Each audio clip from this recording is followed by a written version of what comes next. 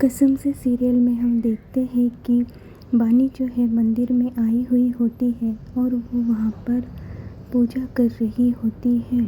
बाद में बानी जो है अपने घर पर वापस आती है और पूजा के सामान से एक हार वो लेती है और अपनी माँ की तस्वीर पर वो हार वो डालती है। इससे हमें पता चलता है कि बानी की माँ इस दुनिया में नहीं है।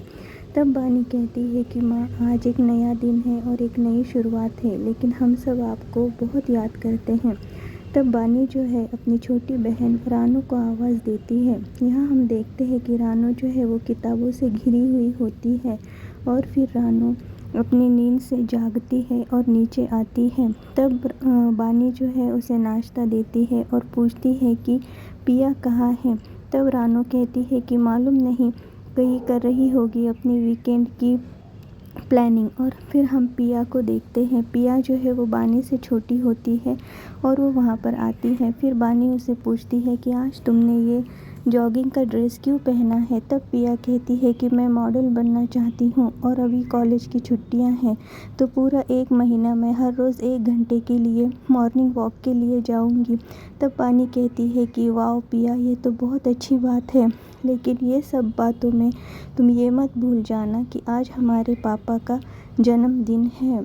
तब पिया कहती है कि नहीं। तब हम उन तीनों बहनों के पापा को देखते हैं। उनकी तबीयत थोड़ी ठीक नहीं रहती, तो बानी उनको नींबू जूस ला कर देती है और वो जूस पीकर उनकी तबीयत थोड़ी सी ठीक हो जाती है। तब वो बानी से कहते हैं, थैंक यू बेटा, तुम्हारी माँ भी मेरा इसी तरह से ख्याल रखा करती थी, लेकिन वो हमें छोड़कर चली गई। मुझे उसकी बहुत याद आती है। पता नहीं भगवान ने हमारे साथ में ऐसा क्यों किया। तब बानी कहती है कि पापा, उनकी यादें तो हमारे साथ है ना। और उसके बाद हम देखते हैं कि बानी जो है कहीं बाहर जा रही होती है। तब उसके पापा पूछते हैं कि तुम्हारा कॉलेज तो ख़त्म हो गया है, फिर तुम कहाँ जा रही हो। तब बानी कहती है कि मेरी अकाउंट्स की क्लासेस है और मुझे उन्हें मिस नहीं करना, इसलिए मैं जा रही हूँ। तब हम देखते हैं कि बानी एक होटल में आती है। असल में वो वहाँ पर काम करती है। होटल का मैनेजर बानी को देर हो जाने की वजह से बहुत गुस्सा करता है। तब बानी कहती है कि आप तो जानते हैं कि मैं अपने पापा को बिना बोले यहाँ पर आती हूँ। उन्हें पता नहीं है कि मैं होटल में काम करती हूँ। मेरे पापा की तबीयत ठीक नहीं थी, इसलिए मुझे आज यहाँ पर आने के लिए इतनी देर हो गई है। बाद बानी फिर से मैनेजर के पास आती है और वो कहती है कि मैंने जो ओवर टाइम किया है उसके पैसे मुझे चाहिए। तब वो होटल का मैनेजर उसे कहता है कि तुम्हें क्या ज़रूरत है पैसों की। तब बानी बताती है कि आज मेरे पापा का बर्थडे है और मुझे उनके लिए गिफ्ट लेना है, इसीलिए मुझे पैसे चाहिए। तब वो मैनेजर उसे बहुत बातें सुनाता है और कहता है कि तुम्हारे पापा ने तुम्हें गिफ्ट देना चाहिए, लेकिन वो तो बैठकर बेटियों की कमाई खा रहा है। ये सुनकर बानी को गुस्सा आता है और वो कहती है कि मैं यहाँ पर काम करती हूँ, मेरे पापा नहीं। आपको मेरे पापा के बारे में इस तरह से बात करने का कोई हक नहीं है। पिया ये सब बातें सुन लेती है और बाद में वो उस मैनेजर के पास जाकर सॉरी कहती है कि मेरी दीदी ने आपसे इस तरह से बात की, तो आपको मेरे साथ कॉफ़ी पीने चलना चाहिए ताकि आपका गुस्सा भी ख़त्म हो जाए। तभी उस मैनेजर को अपनी वाइफ का कॉल आता है और वो कहता है कि मुझे एक ज़रूरी मीटिंग है। बाद में वो पिया के साथ में मॉल में जाता है और वो ढेर सारी शॉपिंग करते हैं। बाद में पिया उसकी वाइफ को वहाँ पर बुलवा लेती है और फिर उसकी वाइफ को उसके साथ उस लड़की को देखकर बहुत गुस्सा होती है। तब पिया उसे कहती है कि ये आपका बदला था, आपने मेरे पापा के बारे में इतना गलत कहा, लेकिन आप भी तो एक यंग लड़की के साथ में अपनी बीवी को धोखा देकर इधर उधर घूम रहे हैं। बाद में पिया पूरा शॉपिंग का सामान उस मैनेजर के हाथ से छीन लेती है और घर पर आ जाती है। यहाँ हम घर पर देखते हैं कि वो अपने पापा के बर्थडे की तैयारियों में लग जाते हैं। तब बानी पूछती है कि ये सारी चीज़ें तुमने कहाँ से लाई। तो वो कहती है, रहने दो दीदी, ये सब हम सब के लिए गिफ्ट है। बाद में वो बहुत अच्छे से घर को सजाते हैं और बर्थडे की पूरी तैयारी करते हैं और अपने पापा का इंतज़ार करने लगते हैं, लेकिन बहुत देर हो जाती है, रात हो जाती है, फिर भी उसके पापा जो है वो वहाँ पर घर पर वापस नहीं आते। ये देखकर बानी भी बहुत परेशान होती है। अब रात जैसे जैसे गुजरती जाती है, हम देखते हैं कि निशिकांत यानी बानी के पिता घर पर वापस आते हैं, लेकिन वो बहुत शराब पीकर आते हैं। इससे रानू, बानी और पिया बहुत ही दुखी हो जाते हैं। उन्होंने इतनी शराब पी रखी थी कि उन्हें संभालना भी मुश्किल हो जाता है और वो गिर पड़ते हैं। और ये देखकर पिया बहुत ही गुस्सा होती है और रोकर कहती है कि आपको आज के भी दिन इस शराब पीने से फुर्सत नहीं मिली। ये देखकर रानू भी बहुत डिस्टर्ब हो जाती है और वहाँ से बिना कुछ बोले अपने कमरे में चली जाती है। बानी को भी ये सब देखकर बहुत बुरा लगता है और बानी भी जो है वो रोने लगती है। बाद में सभी बहनें अपने पापा को वहीं छोड़कर चली जाती है। पिया अपने पापा से बहुत गुस्सा होती है और बिना उनसे कोई बात किए वो वहाँ से निकल जाती है।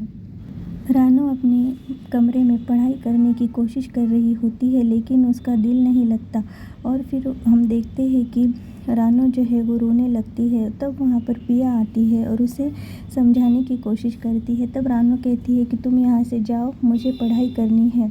तब रानू को वो कहती है कि तुम्हें पढ़ाई करनी है तो करो, लेकिन मुझे भी यहाँ पर तुम्हारी बुक्सों की ज़रूरत है जिससे मैं अपना बैलेंस ठीक से कर सकूँ। बाद में वो दोनों एक दूसरे को मना लेते हैं और कहते हैं कि देखो, इस तरह से हमें रोना नहीं चाहिए। तब बानी भी वहाँ पर आती है और वो तीनों बहनें एक दूसरे का सहारा बनते हैं और हंसने खेलने लगते हैं। तीनों बहनों में बहुत प्यार होता है और बानी सबसे बड़ी बहन के नाते अपनी माँ होने का फ़र्ज़ भी निभाती है। सुबह हम देखते हैं कि निशिकांत जो है अपनी बेटियों के पास आता है और उनसे बात करने की कोशिश करता है। वो कहता है कि कल रात को जो मैंने किया उसके लिए मुझे माफ़ कर दो। तब वो रानू से पूछता है कि रानू, तुम्हारी पढ़ाई कैसी चल रही है। तब रानू अपने पिता से कोई भी बात नहीं करती और गुस्से से वहाँ से निकल जाती है। तब वो पिया से पूछता है कि तुम्हारी कॉलेज की छुट्टियां लग गई है ना। तो पिया भी कोई भी बात किए बिना ही वहाँ से चली आती है। बाद में हम देखते हैं कि पिया और रानू कहते हैं कि पापा ने कल कितना गलत किया है। ये देखकर बानी उन दोनों के पास आती है और वो कहती है कि तुम्हें पापा से इस तरह से बर्ताव नहीं करना चाहिए। तुम तो ऐसे वहाँ से चली आई जैसे कि वो कोई अजनबी है। तब बानी के पिता घर से बाहर चले जाते हैं और दरवाजे की बेल बजती है। तो बानी देखती है कि वहाँ पर उनके पापा के दोस्त आए हैं। वो कहती है कि पापा तो घर पर नहीं हैं।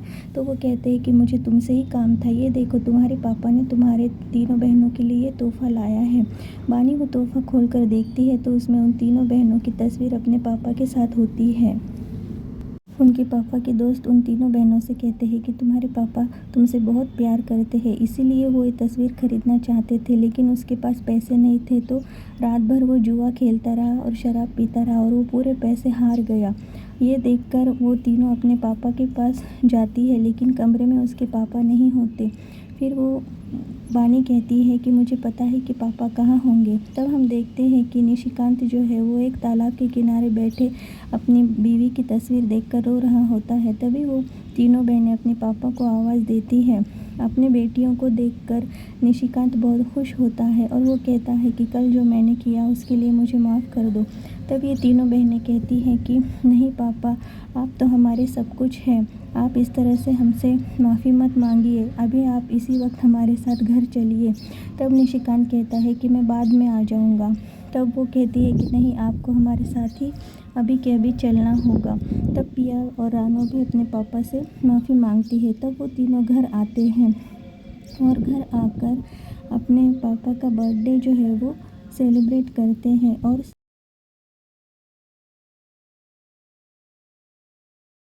फिर निशिकांत जो है एक डीलर के पास आता है। वो कहता है कि आपकी फाइनेंशियल कंडीशन बहुत ही नाजुक है, आपको अपना कर्ज़ा चुकाने के लिए अपना घर जो है किराए पर देना होगा। कल ही एक पार्टी आ रही है, मैं उनको आपके पास भेज दूंगा, आप अपना घर किराए से उन्हें दे देना और वो उस घर का एक होटल की तरह से इस्तेमाल करेगा।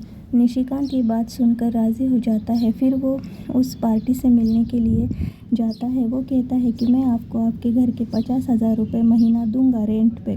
तो वो निशिकांत उस बात के लिए राज़ी हो जाता है। तब हम देखते हैं कि वो होटल में उसे मिलने को जाता है। तब वहाँ पर रूम सर्विस के लिए एक लड़की आती है। तो वो आदमी उसे कहता है कि हाँ ठीक है, रूम सर्विस है तो ये पूरा साफ़ यहाँ का कर लो। तब वो निशिकांत से कहता है कि मैं आपको अभी चेक लिख कर देता हूँ। वो चेक लिख कर देने के लिए टेबल के पास जाता है, लेकिन गलती से उस लड़की का हाथ लगकर पूरा पानी उस चेक के ऊपर गिर जाता है। तो वो लड़की सॉरी कहती है।